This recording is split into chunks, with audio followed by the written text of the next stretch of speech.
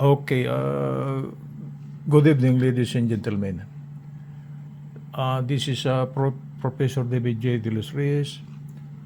What I will be discussing tonight will be how to check if a landline phone equipment is working good or not, meaning the circuitry.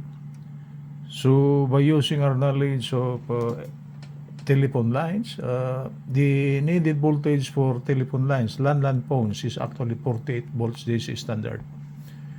The ringing sound, if somebody calls you, is actually 90 volts AC, and that is a very dangerous one. So don't ever try touching the landline phone's wires if somebody is calling you, but it's because what is arriving at your home is actually 90 volts AC.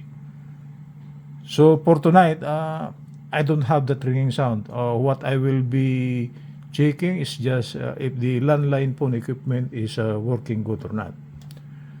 So since the needed voltage for a landline phone is a voltage CC, I use my variable power supply, okay, and I set it to the maximum voltage that it could give.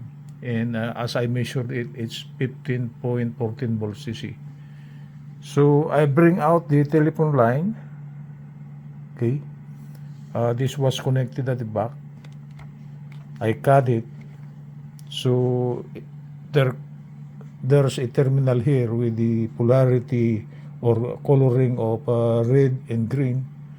The red terminal is connected to the positive of the power supply, and the green thing is connected to the negative terminal. So right now, the keypad of the equipment is lighted, meaning to say this is now alive. Okay, and to show you that this landline equipment is doing good, I will try to punch a number here. Okay, 1 3 10 5 1 5 6 1 9 1. I hope you have heard the sound, and to check if this equipment is working good, meaning the picture. The best way to bring out the other picture to check if this one is working good or not is the redial thing. We should hear a redial thing if I will try to push redial. Okay, I will let you hear near the interface. So I will click this plus thing here, and I will click redial.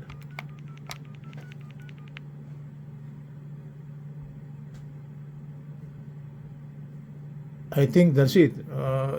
We could hear the redial thing plus the dialing of the keypad. So meaning to say this equipment, landline phone equipment, is doing good, meaning the circuitry is working good. Okay, good evening from Los Angeles. This is Professor David.